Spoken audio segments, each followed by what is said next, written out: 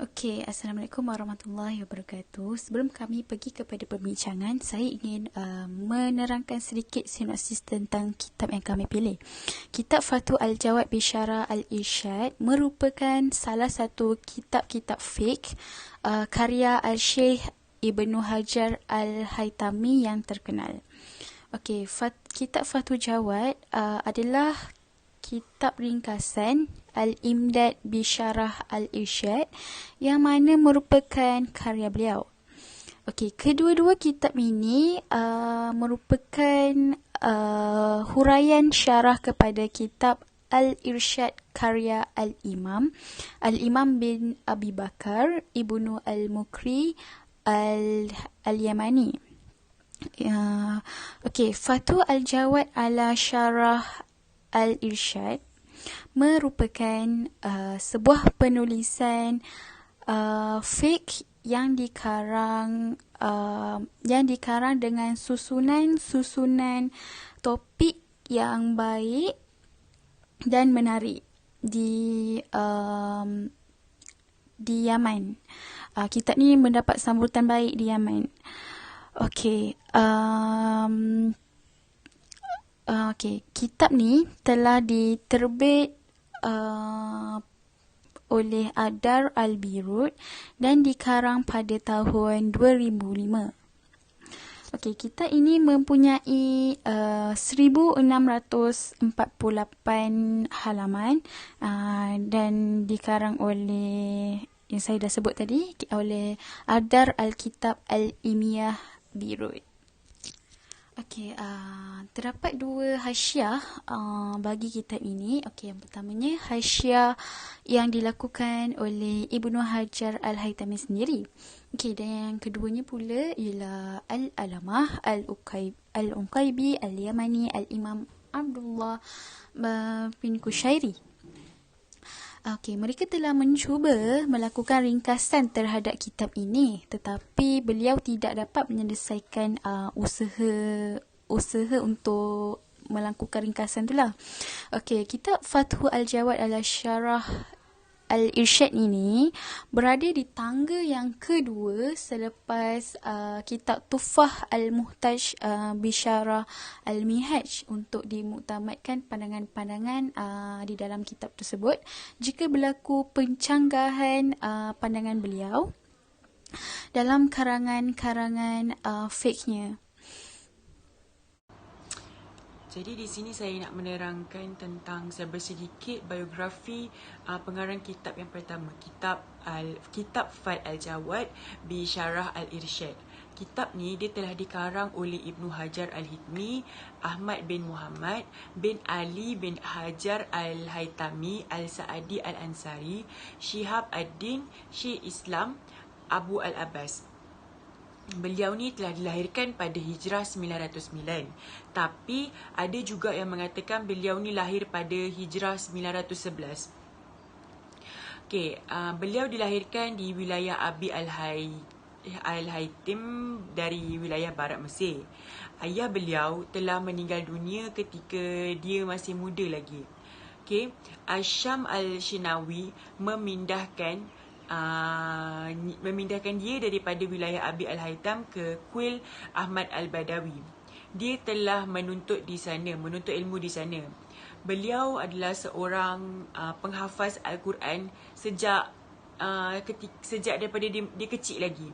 Okay? Selain tu, beliau juga seorang penyelidik Mesir dan telah mengkaji pelbagai hukum-hukum Syafi'i. Beliau telah mendapat pengajian di Al-Azhar Mesir dan telah meninggal dunia pada tahun 974 Hijrah di Mekah. Dalam kitab Fathul Jawad Bisyarihil Irsyad ala Matan Irsyad oleh Syekh Islam Abi Abbas Syihabuddin Ahmad bin Muhammad, dalam kitab tersebut ada teks matan tentang Al-Lamhul Ma' yang bermaksud hadas dan kotoran hanya boleh diangkat dengan air yang suci dan menyucikan. Adapun air mustakmal yang sedikit itu tidak dapat mengangkat hadas jika ianya air mustakmal dikumpul menjadi banyak. banyak tanpa mengubah rasa warna bau juga tidak dapat mengangkat hadas. Berbeza dengan air tanah dan air laut. Okey, kat sini maksudnya air yang boleh menyucikan najis hanyalah air mutlak yang suci dan menyucikan. Air mustakmal walaupun kita kumpul banyak macam mana pun air tu dan tidak berubah daripada segi warna, rasa, tetapi ia tetap tidak boleh digunakan untuk menyucikan najis. Berbeza dengan air laut yang bercampur dan debu tanah. Okey, kita tengok perbahasan syarah daripada matan hadis pula. Okey, syarah daripada matan tersebut mengatakan bahawa yang bermaksud status air laut tu sama je dengan status salji, air mata air, iaitu air tu dikategorikan sebagai mutlak. Yang berbeza kat sini hanyalah air laut yang berada dekat atas gunung yang rasanya pahit atau danau yang tidak menyentuh batu.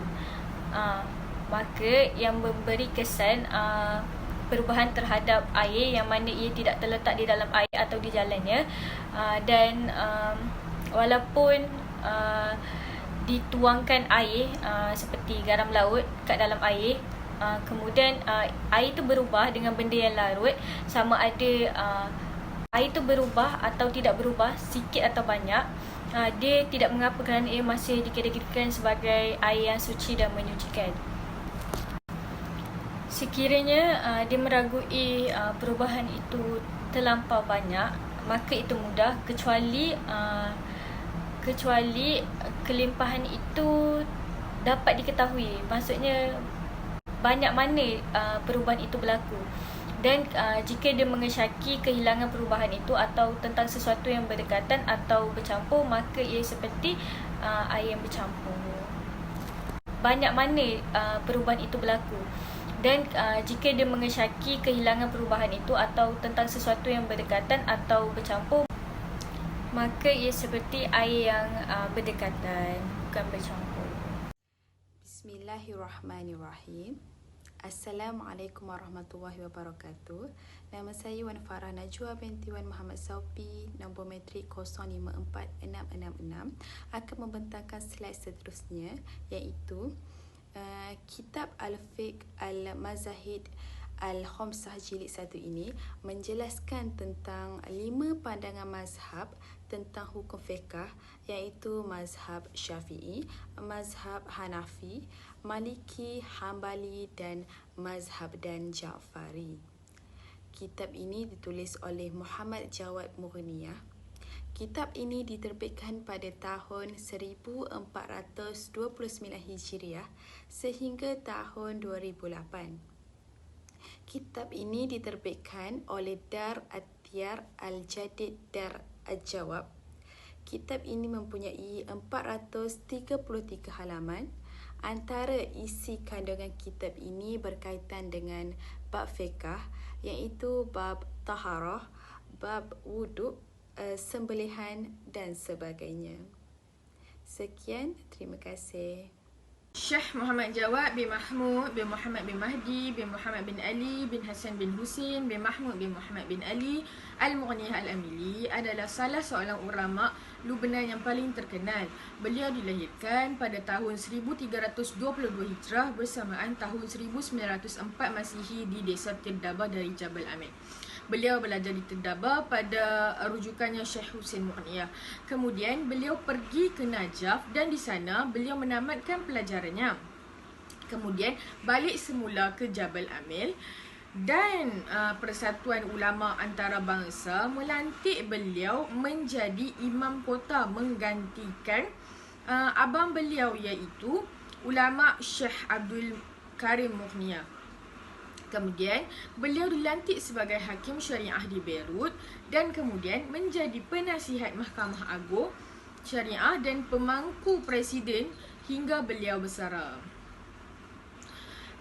Syekh ini adalah antara mereka yang unggul dalam pelbagai bidang Islam, sosial dan nasional.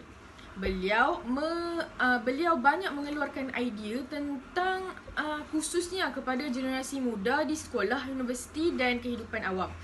dalam buku-buku beliau banyak menangani masalah yang menghantui mereka, menyelesaikan masalah kegelisahan mereka seperti masalah pengetahuan dan iman, masalah peradaban dan agama, dan masalah kehidupan material dan moral.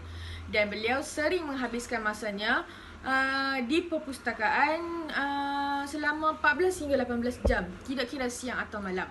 Beliau mempunyai banyak artikel yang mengecam Syiah dengan tulisannya. Beliau meninggal pada hari Sabtu malam pada 19 Muharram tahun 1400 Hijrah bersamaan tahun 1970 Masih. Dan jenazah beliau dipindahkan ke Najaf di mana bersama satu tempat dengan Sayyidina Ali. Syafi'i berkata, kalau jika air yang mengalir tu cukup 2 kolah dan tak berubah warna, walaupun dia bercampur dengan najis, sesuatu najis, maka semua air tu suci.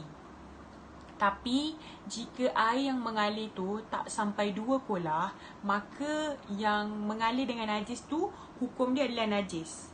Okey, hukumnya adalah najis. Sedangkan yang mengalir sebelum dan sesudahnya hukumnya suci. Maksudnya yang tak ada dengan najis tu hukum dia suci. Berbeza pendapat antara Syafi'i dan Hanafi dalam hal air yang mengalir. Air itu macam jauh sekali. Beza pendapat antara Hanafi dengan Syafi'i.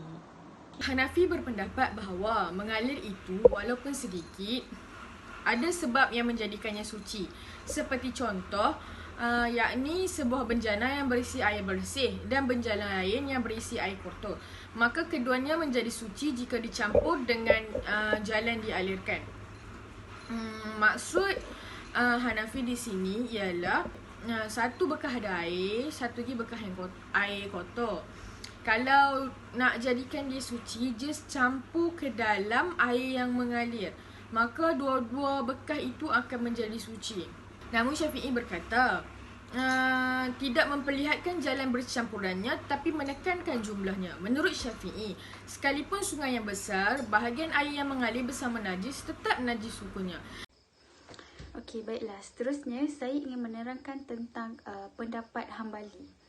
Okey, pendapat Hambali dia kata, kalau air yang mengalir tu kurang dari 2 kolah, lepas tu dia terkena najis, so air tu dikira najis.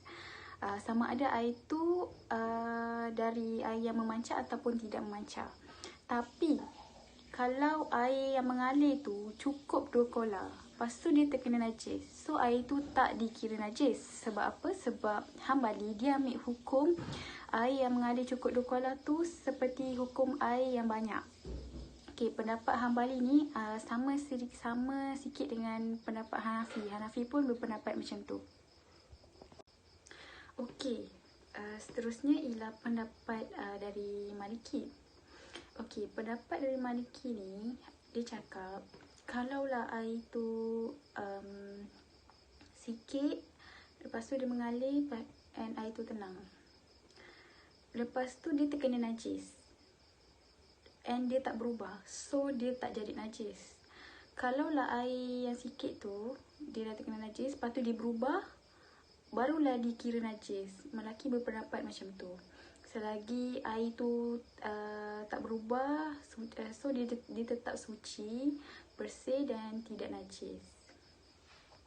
Saya akan membentangkan tentang kata-kata daripada Imamiyah. Apa yang dapat saya simpulkan di sini adalah, kalau air itu berhubung dengan mambak, iaitu sumber air, yakni air mata air ataupun pancaran, maka ia dianggap air itu sebagai air yang banyak dan juga diberi hukum seperti air yang banyak. Air itu pula tidak dikira najis jika terjatuh najis ke dalam air itu, walaupun air itu sedikit atau air itu terhenti, yakni tidak mengalir. Dan kalau air itu tidak berhubung dengan sumber air, yakni air mata air, maka kalau air itu 2 kolah dan jatuh najis ke dalam air itu tidak akan berubah menjadi mutanajis, melainkan berubah salah satu sifat air itu, yakni dari segi rasa, bau dan warna. Dan kalau air yang berhubung dengan sumber air itu, yakni air mata air itu tidak sampai 2 kolah, maka ia tetap dikira najis dengan sebab terjatuh najis ke dalamnya, sama ada air itu tenang ataupun air itu mengalir. Sekian, terima kasih.